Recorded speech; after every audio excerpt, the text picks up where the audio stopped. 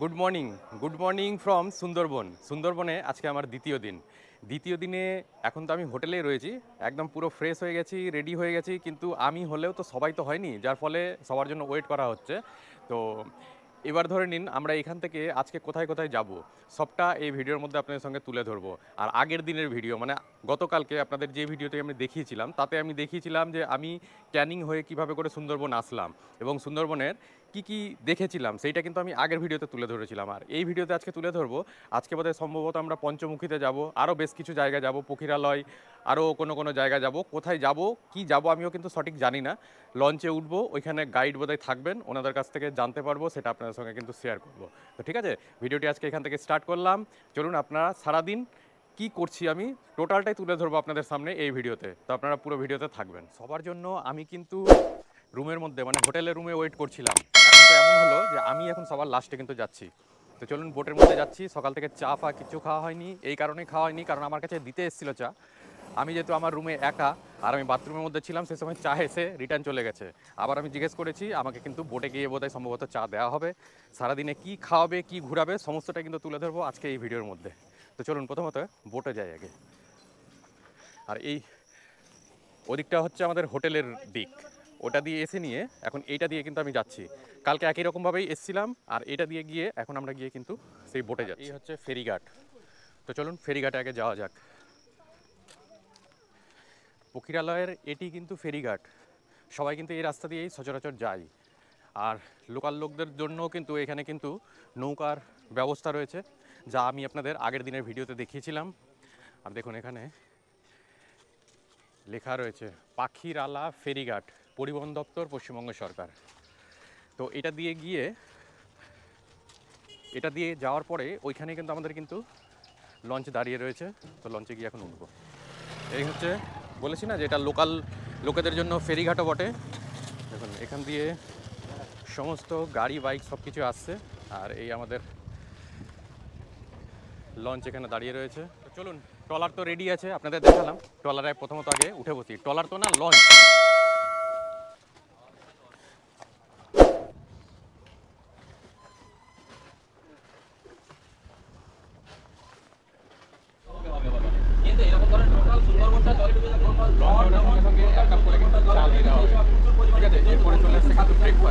এই ছিল পাখিরালয়, ঠিক আছে। ওই দিক দিয়ে বেরিয়ে নিয়ে আমরা এখন সোজায় চলে যাচ্ছি ওই যে সজনেখালি। ওই সজনেখালি ওখানে কিন্তু পারমিশন নেওয়ার ব্যাপার রয়েছে।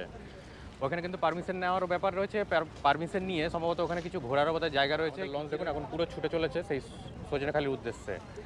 আর ঘড়িতে দেখুন এখন টাইম বাজে 8:38। আর আজকে কিন্তু 10ই জুলাই। আর আজকে কিন্তু সুন্দরবন ট্রিপে আজকে আমার কিন্তু দ্বিতীয় দিন। আপনাদের তো লঞ্চের ভেতরটা তো ঘুরিয়ে দেখানো হয়নি। তো চলুন লঞ্চের ভেতরে কি কি রয়েছে, কেমন কি অ্যাকোমোডেশন থাকে সেটা আপনাদের সঙ্গে শেয়ার করি। তো চলুন আগে প্রথমত লোয়ার ডেকটা আপনাদের দেখাই, যে লোয়ার ডেকে কীরকম টাইপের বেড কিংবা কীরকম টয়লেট বাথরুম থাকে সবটাই আগে আপনাদের সঙ্গে কিন্তু শেয়ার করি। চলুন, এই হচ্ছে লোয়ার ডেক। লোয়ার ডেকে এইরকম ধরনের কিন্তু বেড করা থাকে। চাইলে আপনারা এখানে কিন্তু রেস্ট করতে পারেন। এরকম ধরনের বেশ কিছু করা রয়েছে, দেখুন এদিকটা তো যেমন রয়েছে এদিকটা তো রয়েছে। আর একই রকমভাবে সেই সব দিকে কিন্তু এরকম কিন্তু বেড কিন্তু করা রয়েছে। এই সমস্ত বেডগুলোতে আপনারা এসে কিন্তু রেস্ট নিতে পারেন। চলুন আপনাদের একবার টয়লেটটাও দেখায়। এই লোয়ার ডেকের মধ্যে কিন্তু টয়লেটও কিন্তু থাকে, ঠিক আছে। সেই টয়লেটটা আপনাদের সঙ্গে একবার শেয়ার করি। এই দেখুন দুটো টয়লেট রয়েছে, একটা এই দিকটায় রয়েছে, একটা এই দিকটায় রয়েছে। এটা ইন্ডিয়ান, ঠিক আছে।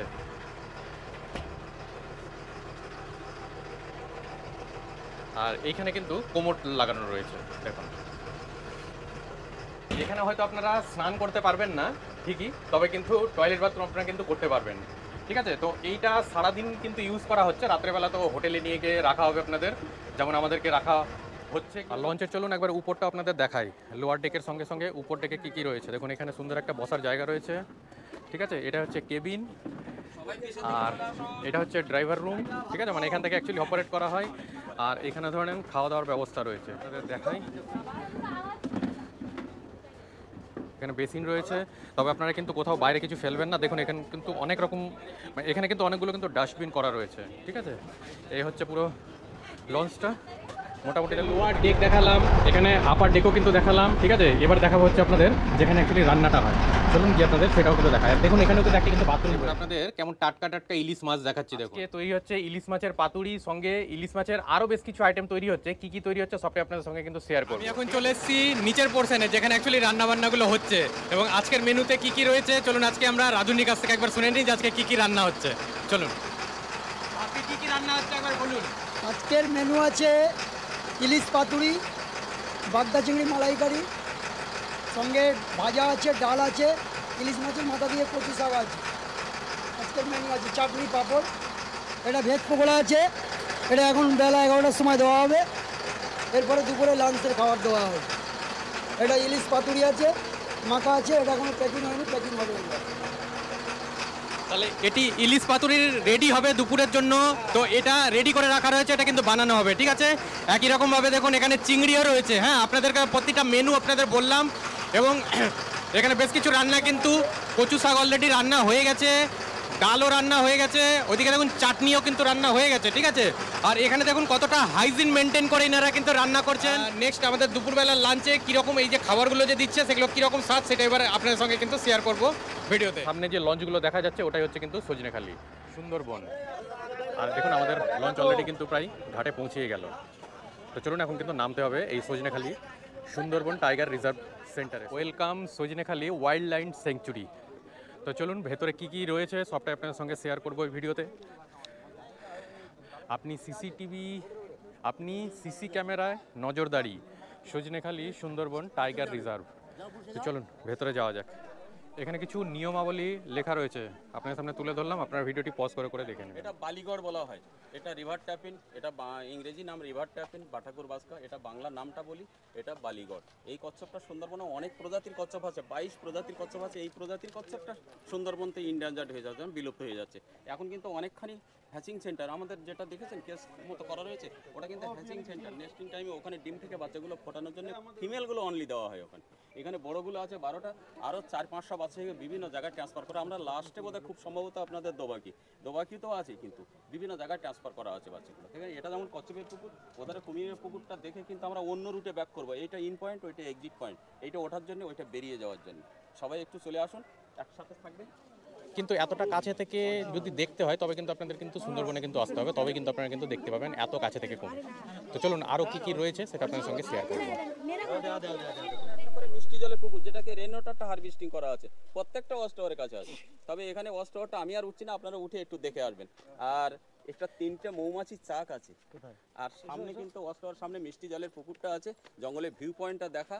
আপনারা যান, একটু ঘুরে আসুন, আমি এখানে কাইন্ডলি দাঁড়াই। একটু তাড়াতাড়ি করবেন, যতটা সম্ভব তাড়াতাড়ি করলে ভালো হবে জঙ্গলের মধ্যে। তো চলুন ওয়াচ টাওয়ারটা দেখে আসি এবং আপনাদের সঙ্গে শেয়ার করি সেই ওয়াচ টাওয়ার থেকে কি কি দেখা যায়। তো এইরকম কিছু সিঁড়ি বানানো রয়েছে, চলুন উপরে যে দেখা যাক কি কি রয়েছে। এদিকে একটা যা দেখে প্রচণ্ড ভয়ও লাগছে কিন্তু। আর চলুন এরপরে উপরে যাওয়া যাক। এদিক দিয়ে গিয়ে আবার উপরে সিঁড়ি রয়েছে। জলের মধ্যে ভালো করে লক্ষ্য করুন, দেখুন একটা কচ্ছপ আপনাদের দেখাচ্ছি, দেখুন সুন্দর লাগছে। জানি না আপনাদের কাছে ভিডিওতে পরিষ্কার আসছে কিনা। ওয়াচ টাওয়ারে উঠতে গেলে কিন্তু এইরকম ধরনের একটা কিন্তু ভিউ পেয়ে যাবেন। আমি কিন্তু এখন রয়েছি একেবারে ওয়াচ টাওয়ারের উপরে, এ দেখুন। চলুন এরপরে নেক্সট আবার গিয়ে দেখা যাক যে এরপরে কি দেখায় আমাদের। ওঠার জন্য এই রয়েছে রাস্তা, এদিক দিয়ে ওয়াচ টাওয়ারে ওঠা যায়। যদি আপনাদের টয়লেট বাথরুমের প্রয়োজন হয় তাহলে এখানে কিন্তু দেখুন জেন্টস এবং লেডিস দুই রকমই কিন্তু এখানে বাথরুমের কিন্তু ব্যবস্থা।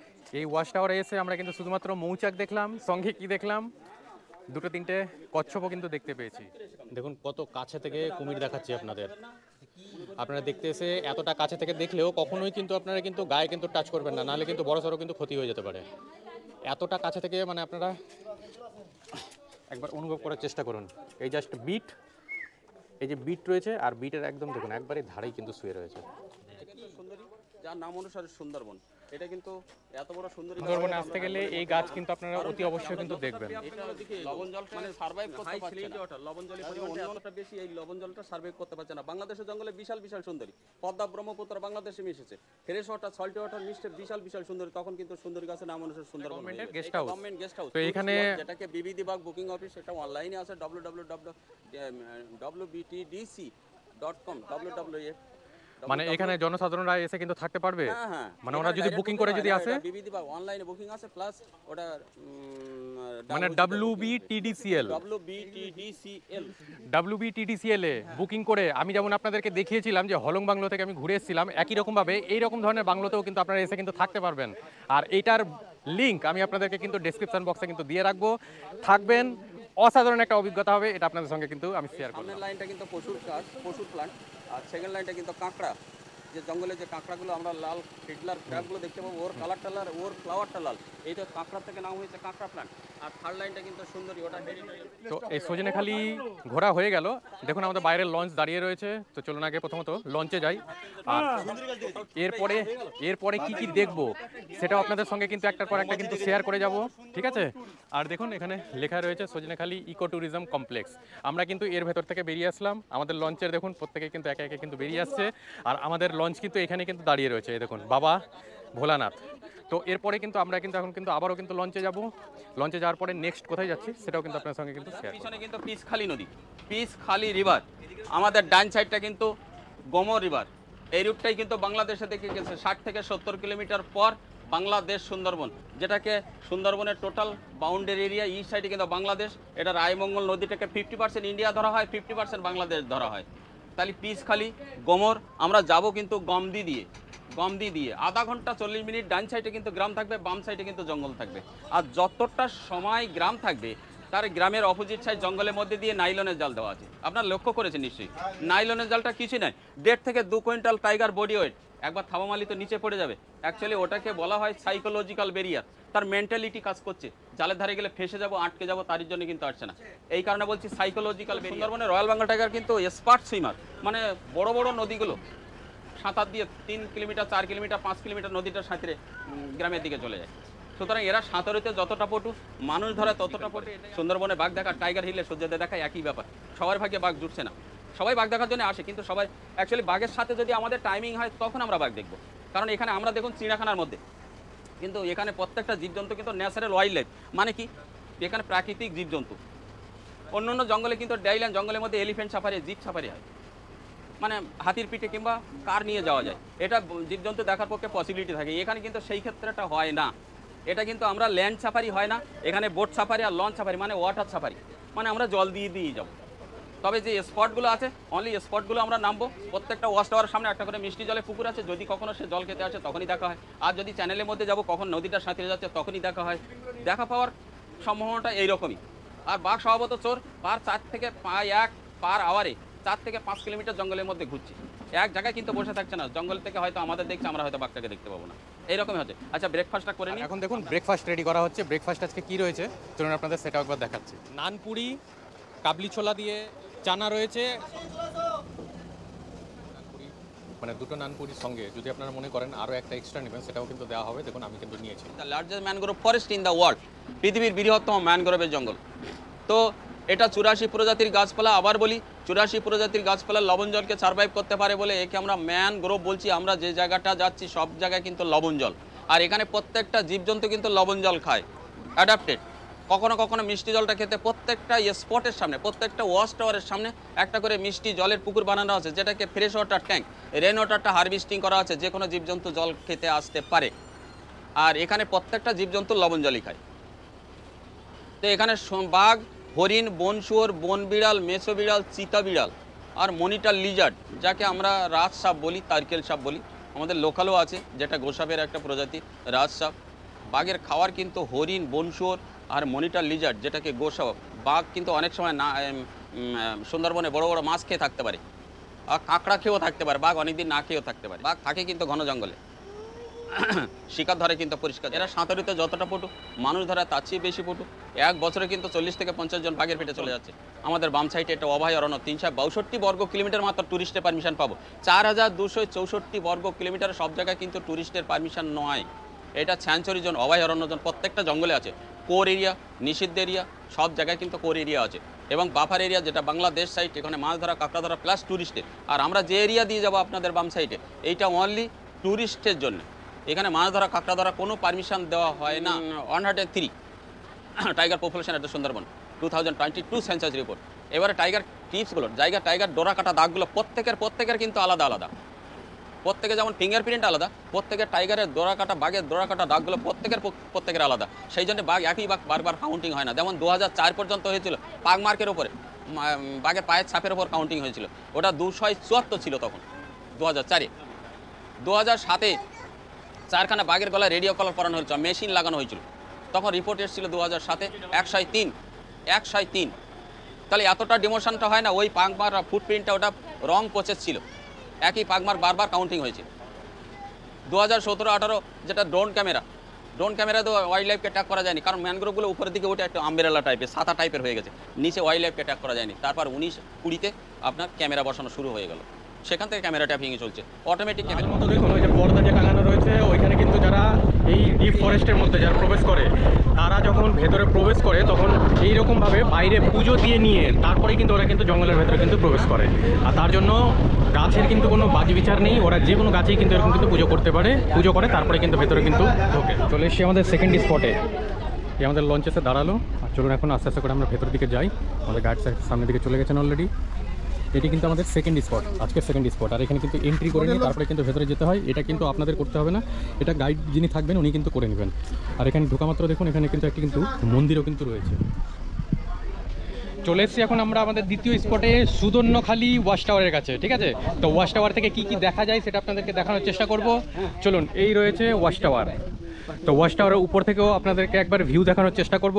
এবং আমাদের গাইড সাহেব যেটা বলেছেন, প্রতিটা ওয়াচ টাওয়ারের কাছে একটি করে কিন্তু মিষ্টি জলের কিন্তু পুকুর বানানো রয়েছে। সামনে প্রত্যেকটা ওয়াচ টাওয়ারের সামনে কিন্তু একটা মিষ্টি জলের পুকুর, এবং সিসি ক্যামেরাটা একটা অ্যাক্টিভ আছে, যেটা এগুলো সেন্সর বলা হয়। ওই যে দেখুন সিসিটিভি ক্যামেরা, ওই ধারে ক্যামেরাটা সেট করা আছে, যেটা যেগুলো যখন কোনো জীবজন্তু আসে অটোমেটিক্যালি মুভ করছে, এবং সেন্সারে সেগুলো ক্যামেরা ধরে কোনো ফরেস্ট ডিপার্টমেন্ট ওখানে কিন্তু ওরা দেখছে, এখানে আসার দরকার হয়েছে না, ওখানে কিন্তু কম্পিউটারে দেখে নিচ্ছে যে কখন কোন মুহূর্তে কোনটা কখন বাঘ আসছে, হরিণ আসছে, ওখানে কিন্তু ফটোটা অটোমেটিক ধরা থাকছে।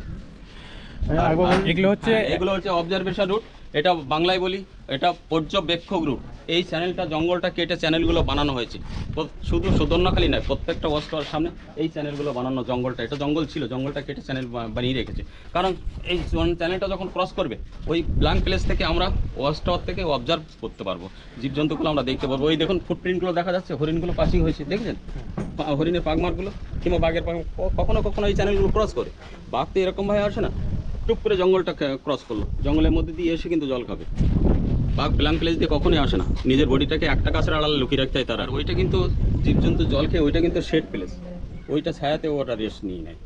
আজকে দেখতে পাচ্ছি না, প্রায় সময় কিন্তু আমরা হরিণটা এখানে বেশি অংশ দেখি, কখনো কখনো বাঘ দেখার ভাগ্যটা এখানেও মিলে যায়। জোয়ারের জলটা উঠছে না, এমন লেভেলে করার আছে হাই প্লেসটা, ওটা ওভারফ্লো হচ্ছে না লবণ জলটা। মানে আপনাদেরকে দেখানোর চেষ্টা করলো যে এই যে আপনাদের যে মিষ্টি জলের যে এই পুকুরের মতো দেখছেন, এইখানে কিন্তু জল কিন্তু কোনো মতেই কিন্তু উঠবে না, এটা ওনার বক্তব্য অনুযায়ী আমরা কিন্তু জানতে পারলাম। এত দূর অবধি কিন্তু জোয়ারের জল কিন্তু আসতে পারে। আর এই যে চ্যানেলগুলো যেগুলো, এই চ্যানেলগুলো এইভাবে করে এই জন্য করা রয়েছে, তার কারণ হচ্ছে চ্যানেলগুলো দিয়ে যে কোনো মুহূর্তে বাঘ মামা কিন্তু পেরোতে পারে, হরিণ পেরোতে পারে, কিংবা কোনো বন্যপ্রাণী কিন্তু পেরোতে পারে, তার জন্য এই চ্যানেলগুলো কিন্তু করা রয়েছে। কারণ ওনার বক্তব্য অনুযায়ী প্রতিটা বাঘ একটা না একটা কোনো গাছের সাহারা নিয়ে, মানে ওখানে লুকিয়ে থাকে, তারপরেই কিন্তু কোনো না কোনো জায়গা কিন্তু পেরোয়, ঠিক আছে? তার জন্য এইভাবে করে কিন্তু এই চ্যানেলগুলো কিন্তু স্টার্ট করা হয়েছে। আর এই জায়গাগুলোতে এত দূর অবধি জল আসতে গেলেও এই মিষ্টি জল অবধি কিন্তু জল কিন্তু উঠবেই না, এটা ওনার বক্তব্য অনুযায়ী আমরা কিন্তু জানতে পারলাম। ফ্লাড এরিয়া হয়, যদি কোনো লবণ জলে বন্যা হয়, তখন কিন্তু এই পুকুরটা পুকুরের যে চারিধারে ব্ল্যাঙ্ক এটা করা আছে, মানে বাউন্ডারিটা তখনই ক্রস করবে, জল ক্রস করে ওর মধ্যে ঢুকবে, তারপর আবার তো সেই জলটাকে আবার চেঞ্জও করে দেওয়া হয়। স্বাভাবিকভাবে কোনো জোয়ার ভাটা জোয়ারের জলটা কিন্তু ওখানে টপকাবে না, এটা বৃষ্টি জলটা স্টোর করা আছে যে কোনো জীবজন্তু জল খেতে আসার জন্য। তবে অন্যান্য জঙ্গলে কি হয়, সলভিট দেওয়া হয়, এখানে সলভিটে প্রশ্নই উঠছে না, এটা শরীরে মিষ্টি জলটা দরকার আছে, তাই এখানে প্রত্যেকটা ওয়াচ টাওয়ার, শুধু এটা নয়, প্রত্যেকটা ওয়াচ টাওয়ার সামনে একটা করে মিষ্টি জলের পুকুর বানানো হয়েছে, যেটাকে রেইন ওয়াটারটা হারভেস্টিং করা আছে যে কোনো জীবজন্তু জল খেতে আসার জন্য। ডুয়ার্সে যেমন প্রতিটা জায়গাতে দেখবেন আপনাদেরকে সল্ট পিট দেখিয়েছি, এখানে কিন্তু সল্ট পিট নেই, তার কারণ এখানে চারিদিকে কিন্তু নোনা জল, এখানে পশু পাখিদের জন্য মিষ্টি জলের দরকার। প্রতিটা ওয়াচ টাওয়ারের সামনে একটি করে মিষ্টি জলের কিন্তু পুকুর বানানো রয়েছে, তার কারণ হচ্ছে এখানে পশু পাখিরা যেহেতু চারিদিক মিলিয়ে শুধুমাত্র আপনারা নোনা জল খাচ্ছে, তো ওদের মিষ্টি জলের দরকার, যার জন্য ওরা কিন্তু এখানে এসে কিন্তু মিষ্টি জল খাওয়ার জন্য প্রতিটা ওয়াচ টাওয়ারের সামনে একটি করে বানানো রয়েছে। তার কারণ হচ্ছে টুরিস্টরা এসে যাতে এটা যাতে খুব ইজিলি যাতে দেখতে পাই। আমার ভাগ্যে হয়তো নেই, আমি আপনাদের দেখিয়ে রাখলাম, আপনারা যখন আসবেন অতি অবশ্যই আপনারা কিন্তু দেখতে পাবেন। এটা কিন্তু আমি আপনাদেরকে, প্রতিটা ওয়াচ টাওয়ারের কাছে একটি করে কিন্তু টয়লেট রয়েছে, ঠিক আছে? তাতে জেন্টস লেডিস প্রত্যেকটাই কিন্তু রয়েছে, আপনারা আসতে গেলে এটা কিন্তু ইজিলি কিন্তু ইউজ করতে পারেন। এখানে যেমন আমি সজনাখালি ম্যাপটা একটু দেখাতে ভুলে গেছি, যদিও আমরা এই পয়েন্টে গিয়েছিলাম কিন্তু সজনেখালি, আর এখানটা সেকেন্ড পয়েন্টে এসেছি এটা সুদর্ণখালি। এখানে আঙুলটা এত পরিমাণে ইউজ করেছে যে কালারটাই চটে গেছে। এই স্পটটা আমরা দেখাতে বাংলাদেশ অর্ধেকটা ইন্ডিয়া, 50% ইন্ডিয়া 50% বাংলাদেশ। সাউথ সাইডে আজকে যেদিকে যাবো লাস্ট পোর্শন কিন্তু এইখানটা দোবাঙ্কি, এখানে কিন্তু বে অফ বেঙ্গলের দিকে। এখান থেকে 40 কিলোমিটার 50 কিলোমিটার দূরত্ব থাকবে কিন্তু বে অফ বেঙ্গলটা দূরে। এটা মাতলা নদী, কিন্তু গুগলে দেখবেন সব বিদ্যাধরী লেখা আছে, কিন্তু বিদ্যাধরী এখানে কোথাও নেই। বিদ্যা রিভার, এইটা মাতলা, এইটা হেরোভাঙা, এইটা বিদ্যা, এইটা গম দিদি আমরা স্টার্ট করেছি, আমরা সুদর্ণখালি ঢুকে গেছি। আমরা যখন দেখার পরে কিন্তু 5 রিভার জংশন ক্রস করবো অন্য নদী দিয়ে, যেটাকে গমদি দিয়ে আমরা কিন্তু ব্যাক করব। এইটা মাতলা, এইটা হেরোভাঙা, বিদ্যা, গমদি, গাজীখালি, এইটা 5 রিভার লাস্ট এইখানটা দোবাঙ্কি। যদিও এখানে লেখাটা তুলে দিয়েছে পানি, ওইটা এই সময়টা না, ওটা নভেম্বরতে দেওয়া হয় পারমিশন, কারণ ওটা বড় নদী দিয়ে যেতে হয়। আর একটা স্পট আছে নেতি ধোপানি, ওটা কোর আছে যে উপর থেকে জঙ্গল দেখবে, আর কিছু নেই। হ্যাঁ ওই রকম এরকমই টাওয়ার সব জায়গায়, তবে এটা একটা আরেকটু কোর এরিয়া, সেঞ্চুরি এরিয়ার বর্ডার। এখানে নেতি ধোপানি যেটা ঐতিহাসিক স্পট আছে সজনেখালিতে এই ম্যাপটা কিন্তু দেখানোর কথা ছিল, কিন্তু আমাদের সঙ্গের সাথী কারো কারো একটু আসতে আজকে একটু লেট হয়ে গেছিলো, যার ফলে কিন্তু আমাদের রওনা দিতে একটু লেট হয়। যাই হোক, কোনো কারণে লেটটা হয়েছিল। এবার ধরে নেন তার জন্য আমাদের গাইড সাহেবও কিন্তু একটু তাড়াহুড়ার মধ্যে ওটা কিন্তু দেখাতে কিন্তু ভুলে গেছিলেন। তো যাই হোক, আমাদের সেকেন্ড স্পটে এসে আমাদেরকে ম্যাপটাকে ভালো করে বুঝিয়ে দেখালেন। দেখাচ্ছি গোসাপের মতো, যেটাকে মনিটর লিজার্ডও কিন্তু বলা হয়। আর সেকেন্ড স্পট আমাদের ঘোরা হয়ে গেল। এরপরে কোথায় নিয়ে যাই চলুন সেটাও আপনাদের সঙ্গে শেয়ার করবো, একটা একটা করে প্রতিটা জায়গা আপনাদের সঙ্গে। এরপরে আমাদেরকে নিয়ে যাওয়া হচ্ছে দোবাঙ্কি। চলুন, লঞ্চে তো উঠে গেলাম, সবাই অলরেডি উঠে গেছে। এটা এসি লঞ্চ ছিল, যেটা ফরেস্টের আইএফএস অফিসারে ব্যবহার করতেন, এসি লঞ্চ। এটা ক্যাটামেরিন বলা হয়। তো 2007-08-এর দিকে এটাকে শিফটিং হয়ে গেছে, 2007-08-এর দিকে এটা শিফটিং হয়ে গেছে ক্যাটামেরিন, এসি লঞ্চ ছিল। এখন ওটা আগে ছিল হাউস কম্বোর্ড ছিল। যারা ফরেস্ট ডিপার্টমেন্ট ওটা স্টাফ কোয়ার্টার যখন হয়নি, তখন ওখানে ফরেস্ট ডিপার্টমেন্টের স্টাফরা থাকতো এবং আমরাও থাকতাম। ওখানটা হাউস কম্বোর্ড ছিল, পরে স্টাফ কোয়ার্টার হয়ে গিয়ে এখন আর কেউ থাকে না, ওটা হাউস কম্বোর্ড নষ্ট হয়ে গেছে। আর ওটা 2007-08-এর দিকে ওটা শিফটিং হয়ে গেছে ডিপার্টমেন্টের, এসি লঞ্চ ছিল, ক্যাটামেরিন বলা হয়। যাকে সঙ্গে করে নিয়ে আজকে আমরা সুন্দরবন দ্বিতীয় দিনটা ঘুরে দেখছি। তো চলুন ওনার সঙ্গে একবার আপনাদের পরিচয় করিয়ে দিই। আমার নাম অজিত মণ্ডল, আপনাদের সাথে থাকছি। প্রথমে যে স্পটটা আমরা দেখলাম ওটা কিন্তু সজনেখালি, যেটাকে সজনেখালি আমাদের মেন অফিস সজনেখালি, ওটা এন্ট্রি পয়েন্ট। ওখানে কচ্ছপের পুকুর ছিল, কুমিরের পুকুর ছিল। ওটা কুমিরটা দেখার পরে কিন্তু আমরা লাস্ট যেটা সেকেন্ড স্পটে কিন্তু সুদর্ণখালি কিন্তু এখন একটা ছোট চ্যানেল আছে বনবিবি ভারানি, এটা সুদর্ণখালি, ওটা বনবিবি ভারানি। একটু সবচেয়ে ছোট চ্যানেল কিন্তু এইটাই বনবিবি ভারানি, এটা বাইপাস রুট, এটা কানেক্টেড রুট, এটা বনবিবি ভারানি। সবচেয়ে ছোট চ্যানেল কিন্তু এইটাই বনবিবি ভারানি, যার এটা পীরখালি জঙ্গল। এটা কিন্তু সুদর্ণখালি এত সময় ছিলাম, এটা কিন্তু বনবিবি ভারানি। এইটা সবচেয়ে কিন্তু ছোট চ্যানেল এই বনবিবি ভারানি। এবার এটা কিন্তু সবচেয়ে ডেঞ্জ এরিয়া, কখনো কখনো কিন্তু বাঘটা এপার ওপার ক্রসিং করে বা সাঁতরে যায়। আমরা বেশিরভাগ বাঘগুলো এখানেই দেখি, বিশেষ করে এবারে পীরখালি জঙ্গলে বাঘ দেখার রেকর্ডটা সবচেয়ে বেশি। এই রিসেন্টলি যেমন সোমবারে আমাদের বাঘ দেখা হয়েছে। তবে এই জঙ্গলটা আমরা বনবিবি ভারানিটা ক্রস করে আমরা সামনের যে আইল্যান্ডটা ওটা সুন্দরখালি, ওইখানে কিন্তু বাঘটা দেখা হয়েছে। এটা আমরা কিন্তু কখনো হালকা করে ভাবি না। সাইডে ওই যে হেতাল গাছগুলো দেখুন, ওর পাতার কালারটা অরেঞ্জ কালার, বাঘের বডি কালার কিন্তু অরেঞ্জ কালার, এমনভাবে ক্যামোফ্লেজ করছে, ওর মধ্যে বাঘটা থাকলে কিন্তু আমরা স্পট করতেই পারবো। সুন্দরবনে আসার পরে আমরা খাবার খাবো নাকি জঙ্গলের মধ্যে বাঘ দেখবো, কোনটা যে দেখবো আমরা কিন্তু কিছু বুঝে উঠতে পারছি না। দেখুন আবারও কিন্তু দিয়ে গেছে আমাদেরকে একটা পকোড়া, জানি না এটা কি পেঁয়াজ পকোড়া নাকি ভেজ পকোড়া। এটা কি পেঁয়াজ পকোড়া। দেখুন একজন গেস্ট বলছে এটা নাকি বলে পেঁয়াজ পকোড়া। দাদা এটা টেস্ট কেমন? ভালো। আচ্ছা, এটা টেস্ট ভালো। আচ্ছা, তো শুনতেই পেলেন, বললেন এটা নাকি বলে বেশ ভালোই স্বাদ হয়েছে। তো আমি তো খাওয়াটাকে খেয়ে নিই, এটার ফার্স্ট প্রায়োরিটি আমাকে দিতে হবে, তার কারণ হচ্ছে নাহলে এটা কিন্তু ঠান্ডা হয়ে যাচ্ছে। আমি কিন্তু লঞ্চের একেবারে কিন্তু সামনে বসে রয়েছি, আপনারা তো হয়তো ভিডিওতে দেখে বুঝতেই পারছেন। আর আমরা এখন যাচ্ছি সুন্দরবনের একেবারে কোর এরিয়ার মধ্যে দিয়ে। এখানে কিন্তু সবথেকে বেশি বাঘ দেখার কিন্তু সম্ভাবনা রয়েছে। আর চলুন, আমি যদি দেখতে পাই তো নিশ্চয়ই আপনাদের সঙ্গে কিন্তু শেয়ার করছি। প্রত্যেকেই একটাই আশা নিয়ে কিন্তু বসে আছে বাঘ দেখবে বলে। জানি না বাঘ দেখতে পাবো কি না, যদি দেখতে পাই তাহলে তো অতি অবশ্যই আপনাদের সঙ্গে শেয়ার করব। আর আমরা কিন্তু এখন একটা ছোট্ট খাড়ির মধ্যে দিয়ে কিন্তু আমরা কিন্তু এখন যাচ্ছি, সম্ভাবনা রয়েছে এখানে বাঘ দেখার। জানি না দেখতে পাবো কিনা, যদি দেখতে পাই নিশ্চয়ই আপনাদের সঙ্গে সেটা শেয়ার করার চেষ্টা করব। আর সামনেই রয়েছে পঞ্চমুখানি, যেখানে 5টি নদী কিংবা নদীর সঙ্গে বে অফ বেঙ্গলও গিয়ে মিলেছে, সেই সমস্ত জায়গাতে এখন কিন্তু আমরা যাচ্ছি। আমাদের লঞ্চ অনবরত কিন্তু ছুটে চলেছে এই ছোটো খাড়ির মধ্যে দিয়ে। আমরা এখন অবধি কোনো কিছু দেখতে পাইনি, তবে সম্ভাবনা রয়েছে দেখার, যেহেতু ছোটো খাড়ির মধ্যে দিয়ে যাচ্ছি এবং সেটাও আপনাদের সঙ্গে কিন্তু শেয়ার করার কিন্তু চেষ্টা করছি। যদি কিছু দেখতে পাই নিশ্চয়ই আপনাদের সঙ্গে সেটা কিন্তু অবশ্যই শেয়ার করব। প্রত্যেকেই দেখুন জঙ্গলের দিকে কিন্তু তাকিয়ে রয়েছে যে যদি কিছু দেখতে পাই বলে। আমি কিন্তু লঞ্চের কিন্তু ড্রাইভার নই, তবে কিছুক্ষণের জন্য হওয়ার চেষ্টা করছি এবং এতগুলো প্যাসেঞ্জার আমার হাতেই কিন্তু এখন তাদের জীবন কিন্তু রয়েছে, আপনারা সেটা দেখতেই পাচ্ছেন। এই চালানোর অভিজ্ঞতাটা কিন্তু আমি কিন্তু আপনাদের সঙ্গে কিন্তু শেয়ার করছি। আর ইনি রয়েছেন আমাদের মেন চালক, ওনার কাছ থেকে কিছুটা ট্রেনিং নিচ্ছি এবং নিজেও কিন্তু আমি চালানোর কিন্তু চেষ্টা করছি। তো অসাধারণ একটা অভিজ্ঞতা, আসতে গেলে আপনারাও কিন্তু ট্রাই করতে পারেন। উনি একজন অত্যন্ত ভালো মানুষ বলেই কিন্তু এই স্টিয়ারিংটা কিন্তু আমাকে কিন্তু ধরার কিন্তু সুযোগ দিয়েছেন, এটা কিন্তু সবাই কিন্তু দেন না। এক অসাধারণ অভিজ্ঞতা আপনাদের সঙ্গে কিন্তু শেয়ার করছি। এই দাদা দীর্ঘদিন ধরে এখানে জাহাজ চালাচ্ছেন, তো ওনার মুখ থেকে একবার শুনে নিই উনি কখনো বাঘ দেখেছেন কিনা, কিংবা দেখতে গেলে কি পরিস্থিতিতে দেখেছেন, তো ওনার মুখ থেকে একবার ডাইরেক্টলি শুনে নিই। চলুন প্রথমত ওনার নামটা আগে জেনে নিই। দাদা আপনার নামটা বলুন প্রথমত। আমার নাম ভোলানাথ বর্মন, আচ্ছা, ঝড়খালি বাড়ি। আচ্ছা, হ্যাঁ, আমরা অনেকবার এই জঙ্গলে এই লঞ্চ চালাতে চালাতে অনেক বাঘও দেখেছি এবং বাঘে মানুষ আহত করে দেয় তাদেরও দেখতে পেয়েছি অনেকবার। যারা কাঁকড়া মারতে যায় তাদের কাঁকড়া মধু যারা সংগ্রহ করে সুন্দরবনে তাদেরও বায়ে খায়, এগুলো দেখেছি।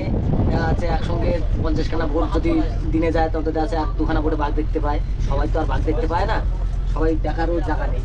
হ্যাঁ, এই জন্যে যারা আসে তারা কিছু আছে, কেউ 10-12 আসে বাঘ দেখতে পায় না, কেউ একবার এসেই দেখে চলে যায়। হ্যাঁ, এরকমও জায়গা আছে। এবার এগুলো কি ভাটিতে হলে যেমন ভাটির জলটা নেমে যাবে, নিচের জলটা যদি নেমে যায় কিছু কিনারায় নেমে যায় তখন দেখা যায় ভালো। যখন জোয়ারটা ফুল হয়ে যায় তখন কিন্তু অতটা দেখা যায় না, সব জঙ্গলের ভিতরে চলে যায়। তো আপনাদেরকে শোনালাম, এবার শুনে নিব যে অ্যাকচুয়ালি কোন সময়টাতে আসতে গেলে বাঘটা কিন্তু দেখার সম্ভাবনা বেশি থাকে। আমি তো এসেছি ইলিশ উৎসবে, ঠিক আছে, ইলিশ উৎসবে এসে বাঘ দেখার চেষ্টা করছি, সঙ্গে হচ্ছে আপনাদেরকে ইলিশ মাছের কী কী মেনু থাকে সেটা দেখানোর চেষ্টা করেছি এই ভিডিওতে এবং দেখিয়ে যাচ্ছি, ঠিক আছে। কিন্তু অ্যাকচুয়ালি কোন সময়টাতে আসতে গেলে বাঘ দেখার সম্ভাবনাটা সব থেকে বেশি থাকে, চলুন একবার এটাও একবার শুনে নিই ওনার মুখ থেকে। তো কোন সময়টাতে অ্যাকচুয়ালি আসতে গেলে বাঘটা বেশি দেখা যেতে পারে, ওইটা মানে সিজনটা কোন সময়? ডিসেম্বর জানুয়ারিতে, ওই সময়টায় ফেব্রুয়ারিতে অতটা দেখা যায় না, ডিসেম্বর জানুয়ারিতে বাঘটা বেশিরভাগ দেখা যায়। কেননা যেহেতু সেই সময় বাঘের বাচ্চাটা জন্মায় এবং তো মেয়ে বাঘ, ছেলে বাঘ এরা তখন ওই মেলামেশা করার জন্য ছুটাছুটি করে, তখন অনেকে বাচ্চা নিয়ে কিনারায় রোদ খাওয়ানোর জন্য চলে আসে কিনারায়, তারপরে বাচ্চাগুলোকে মানুষ করার জন্য সে বাঘগুলো রেখে দিয়ে। এই ইলিশ উৎসবের সময় অতটা সম্ভাবনা নেই, তবে দেখা গেলে দেখা যেতেও পারে। তবে আপনারা যদি শীতের সময় আসেন, মানে ডিসেম্বর জানুয়ারি এই সময় যদি আসেন তবে কিন্তু আপনারা কিন্তু দেখা পেলেও কিন্তু পেতে পারেন। তো সম্ভাবনা কিন্তু ওই সময়টাতেই কিন্তু অ্যাকচুয়ালি বেশি রয়েছে। লঞ্চের একেবারে সামনে বসে রয়েছি শুধুমাত্র আপনাদেরকে বাঘ দেখাবো বলে। আমি তো নিজেও দেখতে পাচ্ছি না, আপনাদেরকেও দেখাতে পাচ্ছি না, তবে আপনারা ওয়েট করুন, ওয়েট অ্যান্ড ওয়াচ। দেখুন কুমির দেখা যাচ্ছে, জানি না আপনারা বুঝতে পারছেন কিনা ভিডিওতে, বুঝতে পারছেন আপনাদের যে দেখাচ্ছি, দেখুন এই যে দেখুন দেখুন সুন্দরবনে এসে এই সমস্ত জিনিসগুলো আপনারা কিন্তু দেখতে পাবেন। দেখুন বনশুয়োরের মতো মনে হচ্ছে, এখনও কিন্তু ঠিক বোঝা যাচ্ছে না বাঘ না, তবে কিন্তু বাঘের মতোই কিন্তু কোনো জিনিস। দেখুন আপনাদেরকে কাছে থেকে দেখানোর চেষ্টা করছি এবং দুটো রয়েছে কিন্তু একসঙ্গে, কিন্তু দুটো রয়েছে। দেখুন আমাদের লঞ্চটিকে ওদিকে কিন্তু নিয়ে যাওয়ার ব্যবস্থা করছে আমাদের চালক।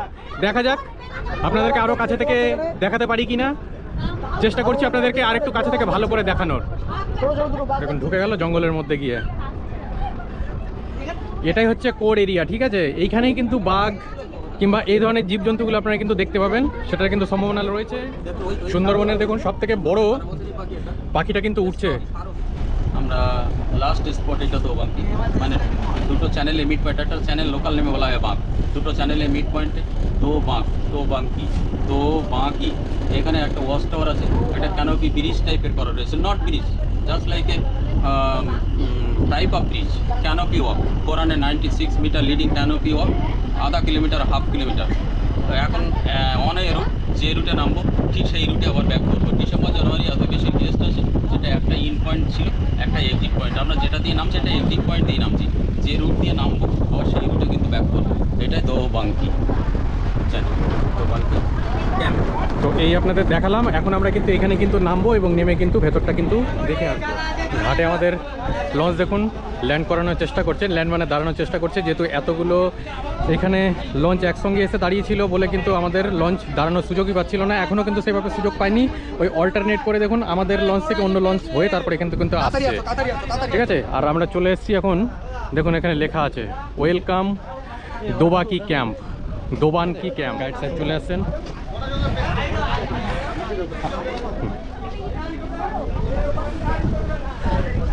Welcome Dobaki camp. প্রবেশ করে গেলাম আমরা দোবাকি ক্যাম্পের মধ্যে। আর এর মধ্যে এখন আমরা কি কি দেখতে পাবো এটা গাইড সাহেব আমাদেরকে ঘুরিয়ে দেখাবেন।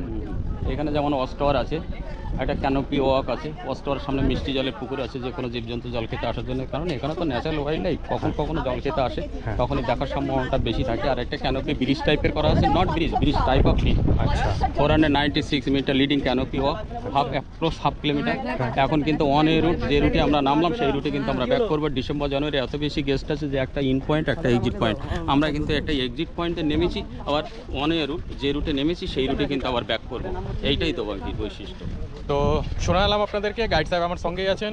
আর চলুন ভেতরে গিয়ে এবার আমরা প্রতিটা স্পট একটা একটা করে কিন্তু ঘুরে দেখব। সঙ্গে কিন্তু কিছু জীবজন্তু দেখারও কিন্তু সম্ভাবনা এখানে রয়েছে যখন আমরা সেই উপরটা দিয়ে হেঁটে যাব ঠিক ওই সময়টাই। তো আপনারা কিন্তু একটু ভালো করে ওয়াচ করার চেষ্টা করবেন, ঠিক আছে? তো চলুন দেখা যাক কিছু দেখা যায় কিনা, আপনার সঙ্গে সেটা শেয়ার করার চেষ্টা করব। আর যা সুন্দরবনে এসে যা গরম যে বলার কথা না, আপনারা অবশ্যই ইলিশ উৎসবের জন্য আসবেন, সেটা আমি রেকমেন্ড করব। কিন্তু চেষ্টা করবেন যদি আপনাদেরকে সুন্দরবনকে ভালো মতো উপভোগ করতে হয়, আপনারা অবশ্যই চেষ্টা করবেন শীতের সময় সুন্দরবনে আসতে। তবে আপনারা কিন্তু একটু রিল্যাক্সে ঘুরতে পারবেন, কারণ এত গরমের মধ্যে অস্বস্তি লাগছে রীতিমতো। কি বলবো আপনাকে, জামা প্যান্ট পরে আছি এটাই মনে হচ্ছে অনেক ভারী হয়ে গেছে এখন। না, তো আরও 350 অ্যাড হয়েছে, total 496 metre leading canopy walk এখন কিন্তু। আর এইখান থেকে স্টার্ট হচ্ছে ক্যানোপি ওয়াক। চলুন সামনে যেতে থাকবো, যদি কিছু দেখতে পাই সেটা আপনার সঙ্গে কিন্তু শেয়ার করবো। এইটা ক্যানোপি ব্রিজ টাইপের, এইটা কিন্তু ক্যানোপি ওয়াক। ক্যানোপি ওয়াক, ডান সাইডটা কিন্তু এটা ওয়াচ টাওয়ার। আচ্ছা, ক্যানোপি ওয়াচ টাওয়ার, ওই যে দেখুন ওটাও দেখা যাচ্ছে। ওয়াচ টাওয়ার, ওইখানে উঠবো, ওইখানে উঠে দেখবো। ওইখানে নিশ্চয়ই মিষ্টি জলের জন্য কিছু জায়গা বানানো রয়েছে, বোধহয় বানানো রয়েছে, জানি না আছে কিনা। জীবজন্তু জল খেতে আসার জন্য আচ্ছা, বানানো রয়েছে। তো চলুন ওটা আপনার সঙ্গে শেয়ার করছি। জানি না, অনেক সময় হতে পারে ওখানে কিছু জীবজন্তু হয়তো দেখলেও দেখতে পারি। সবটাই ভাগ্যের ব্যাপার, বুঝলেন? সুন্দরবন আসলে মানে যে আপনারা যে বাঘ দেখতে পাবেন এটা কিন্তু কখনোই ভেবে নেবেন না, দিয়ে বলা যাবে না। গ্যারেন্টি দিয়ে একবারই বলা যাবে না। আর আপনারা মনে করছেন যে না সুন্দরবন এসছেন মানে আপনারা কিন্তু বাঘ দেখতে পাবেন, এটা কখনোই মনে করবেন না। সমস্তটা ভাগ্যের ব্যাপার। আমরা যেমন তাদেরকে দেখতে এসেছি, একই রকমভাবে তারাও কিন্তু সবসময়ের জন্য কিন্তু চেষ্টা করে মানুষ থেকে একটু দূরে দূরে থাকতে। কিন্তু সমস্ত ওয়াচ টাওয়ারের কাছে একটি করে কিন্তু মিষ্টি জলের কিন্তু এরকম পুকুর বানানো রয়েছে, এটা প্রতিটা জায়গাতে বানানো রয়েছে। এবার যেহেতু ওরা নোনা জলের মধ্যে থাকে সবসময়, ওরা চায় একটু মিষ্টি জল পান করতে, যার ফলে ওরা কিন্তু এসে চায় ওই মিষ্টি জলের স্বাদটা নিতে। ওই জন্য প্রতিটা ওয়াচ টাওয়ারের কাছে এটা বানানো রয়েছে। ওই জন্য এখানে সম্ভাবনা থাকে যে বেশ কিছু জীবজন্তুকে দেখা গেলেও যেতে পারে, ওই জন্য এটা বানানো রয়েছে। তো ওয়াচ টাওয়ার আমরা দেখে বেরালাম, আমি ওয়াচ টাওয়ার দেখে বেরালাম। এখন ক্যানোপি ওয়াকের উপর দিয়ে হেঁটে যাচ্ছি। আর রোদ্দুরের যা তাপ, কি বলবো আপনাদের, ঘেমে ঘেমে রুমাল তো দূরে থাক, টাওয়াল ফাওয়াল সব ভিজে যাচ্ছে রীতিমতো, এত অসহ্য গরম লাগছে। দেখুন আমাদের লঞ্চের প্রত্যেকেই হেঁটে হেঁটে যাচ্ছে। আর এটার উপর দিয়ে যাওয়ার সময় বেশ কিছু সম্ভাবনা রয়েছে, বেশ কিছু দেখার। তো চলুন আপনার সঙ্গে সেটা শেয়ার করব যদি কিছু দেখতে পাই। তো চলুন আমিও যাচ্ছি, আপনাদেরকেও সঙ্গে করে দেখাতে দেখাতে নিয়ে যাচ্ছি। এই যে তলাটা দিয়ে দেখতে পাচ্ছেন, এই তলাটা দিয়ে এপার থেকে ওই পার অনেক সময় অনেক জীবজন্তু আসা যাওয়া করতে পারে, যার জন্য এটা কিন্তু বানানো রয়েছে যাতে তলা দিয়ে কোনো জীবজন্তু যাওয়া আসা করবে সেটা যাতে আমরা যাতে ইজিলি যাতে দেখতে পাই। এখানে যাওয়ার পথে দেখুন এরকম বেশ কিছু কিন্তু বিশ্রামাগারও কিন্তু রয়েছে। বিশ্রামাগার মানে এখানে আপনারা শুয়ে যাবেন সেটা না, হাঁটার পথে গিয়ে যদি আপনারা মনে করছেন, অনেক সময় বয়স্ক লোক আপনারা এসে থাকেন।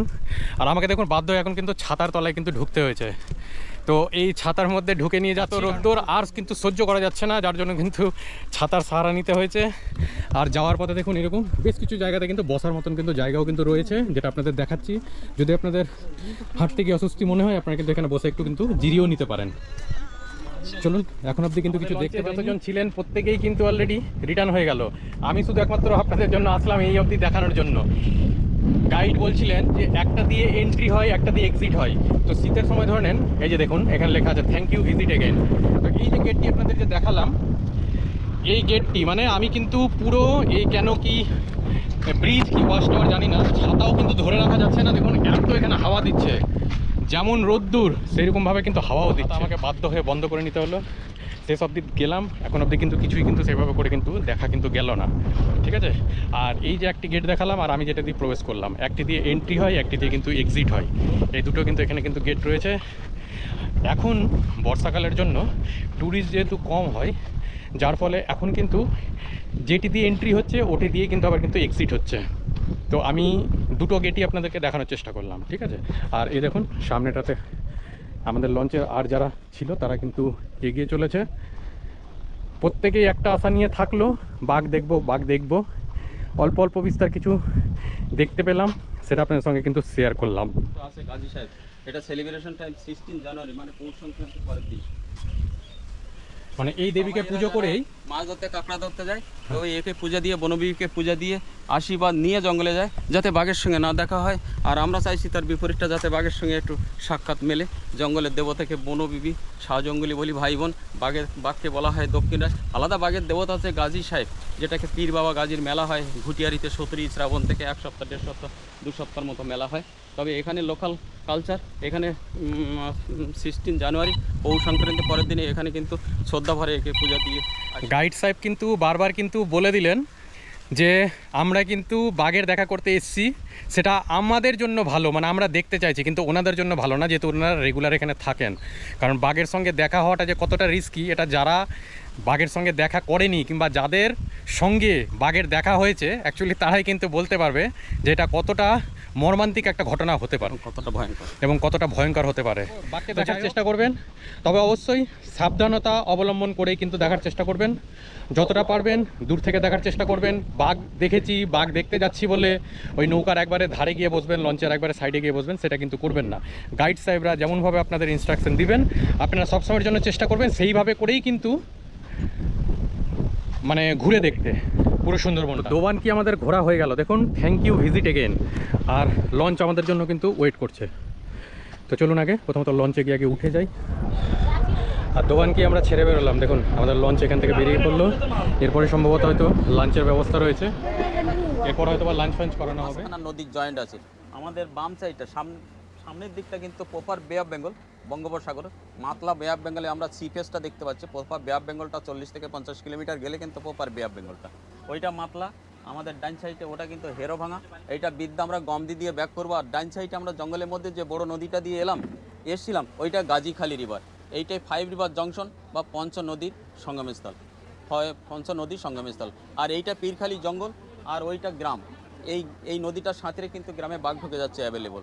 এটা 4 থেকে 4.5 কিলোমিটার নদীটা আছে ডিস্টেন্সটা, এটা অ্যাভেলেবল কিন্তু নদীটার সাঁতরে এই গ্রামে বাঘ ঢুকছে। এখানে সুন্দরবনের রয়্যাল বেঙ্গল টাইগারগুলো প্রচণ্ড কিন্তু সাঁতারু ফাস্ট এবং স্পট সুইমার এবং অ্যাগ্রেসিভ এবং মানুষকে গো। সব বাঘ মানুষকে গো হয় না, কিছু কিছু বাঘ ম্যানিটার হয়ে যায়, মানুষকে গো হয়ে যায়। এখানে অনেক সময় নদীটা এমন উত্তাল হয়ে যায়, অনেক সময় বোট আমাদের এখানটা খুব পর্যদস্ত হয়ে যায়, মানে অত্যন্ত পরিমাণে ঢেউ হয়। লঞ্চে আমাদের লাঞ্চের টাইম হয়ে গেছে। আর লাঞ্চে আজকে কী কী দিয়েছে দেখুন, আপনাদের একবার দেখাচ্ছি। প্রথমে দিয়েছে হচ্ছে ডাল এবং ভাত, যেটা রেগুলারই হয়, সঙ্গে হচ্ছে ঝুরু আলু ভাজা, ঠিক আছে। আর হচ্ছে কচুর শাক ইলিশ মাছের মাথা দিয়ে, এখন অবধি তো এটা এসছে। এরপরে দিয়ে গেল এরকম চিংড়ি মাছের মালাইকারি।